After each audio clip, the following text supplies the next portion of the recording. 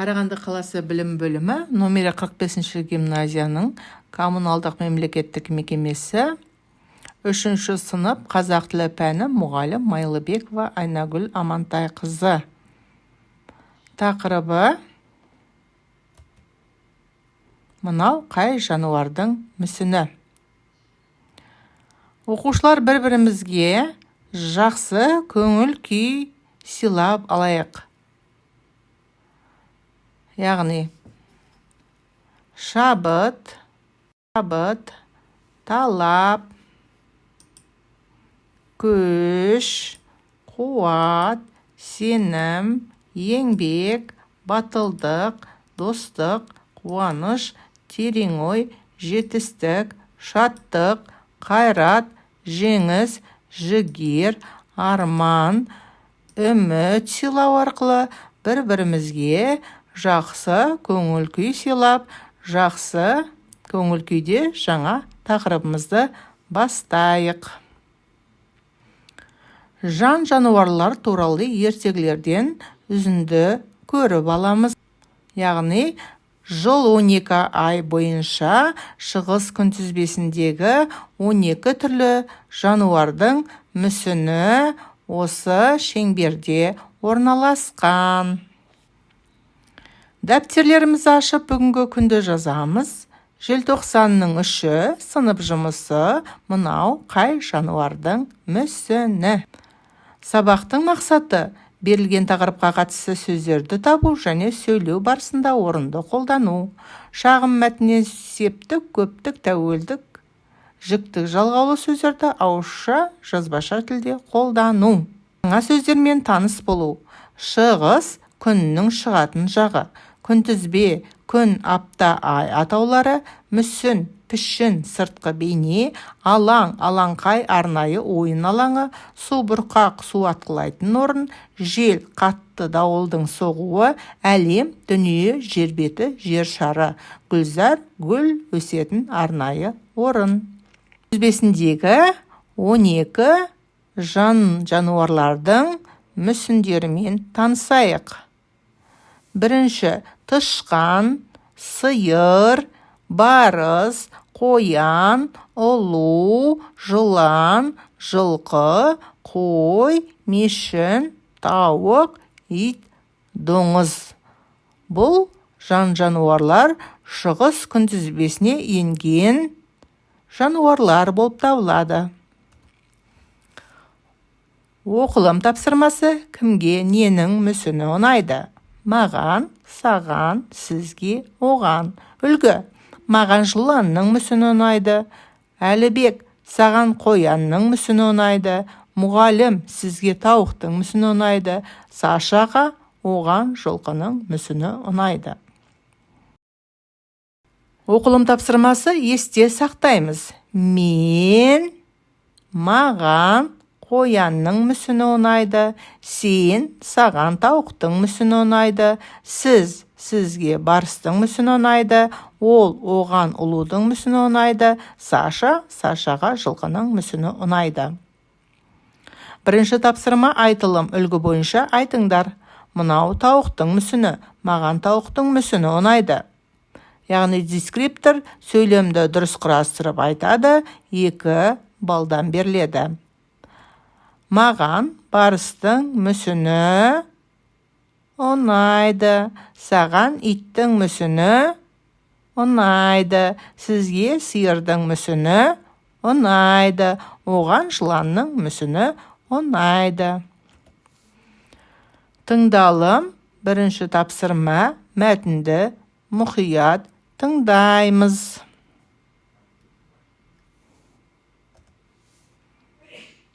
Оқылым. Бірінші тапсырма: мәтінді оқып, сұрақтарға жауап беріңдер. Алматы әлемдегі ең сұлу қала. Қалада гүлзар, демалыс алаңы, субұрқақ көп. Олардың сәулеті әртүрлі. Мен жазда достарыммен шығыс күнтізбесі субұрқағына барамын. Жазда субұрқақтан салқын жел соғады. Біз онда шомыламыз. Айтылым. Алматы қандай қала? Ол жазда кіммен шығыс күнтізбесі субұрқағына барады? Ол досымен қайда барады? Жазда су бұрқақтан не соғады? Жазда қайдан салқын жел соғады? Қашан су бұрқақтан салқын жел соғады? Дескриптор сұрақтарға дұрыс жауап береді. 2 балл. Жазылым оқулықтағы 109 беттегі 4-ші тапсырма. Көп нүктенің орнына қажетті сөздерді қойып жаз. Үлгі: Әлібекке жылқы ұнайды, маған қоян ұнайды, саған ит ұнайды, оған тауықтың. Көп нүктенің орнына белгілі сөзді қоямыз. Яғни, оған тауықтың мүсіні ұнайды. Дескриптор 2 балл. Мүсіндерді ажырата алады, мүсінге сипаттама бере алады, орын тәртібін сақтайды. Сергіту сәті: Қошақаным қайда екен? Яғни, балалар, оқушылар билеу арқылы көңіл күйлерін көтеріп, тақтадағы әнге қосылып ән салады. 5-ші тапсырма: жасырынған жұмбақтарды шешу. Дескриптор: Әр дұрыс шешілген жұмбаққа 2 балдан беріледі. WordWall.net платформасы арқылы жануарлар дыбыстарын суреттермен сәйкестендіру. Ит не істейді? Ит үреді. Әтеш не істейді? Әтеш айқайлайды. Қоян не істейді? Қоян қашады. Барыс не істейді? Барыс ырылдайды.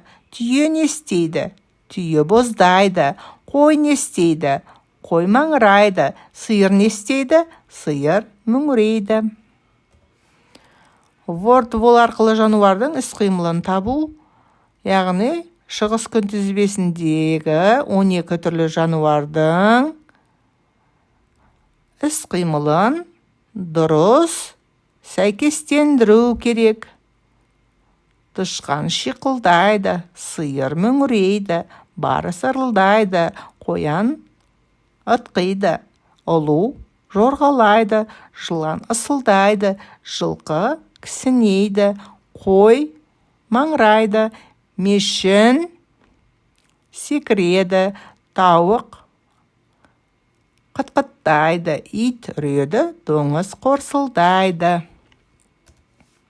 4-ші тапсырма: мынау жылқының мүсіні, сипаттама беріңдер. Дескриптор: Әр дұрыс жауапқа 2 балл. 4-ші тапсырма: мынау барыстың мүсіні, сипаттама беріңдер. Дескрипторы: Әр дұрыс жауапқа 2 балл. 4-ші тапсырма: айтылым: жылқы мен барысты тірек сөздермен сипаттап айту. Оқушының аты жөндері жазылған. Яғни, әр оқушы өзіне ұнайтын мүсінді таңдау арқылы сол мүсінге, яғни сол жан-жануарға сипаттама беріп шығады. Мынау жылқы, мынау барыс. Сұрақ: жылқы қандай? Барыс қандай? Үлгі: жылқы жүйрік, үлгі барыс жыртқыш.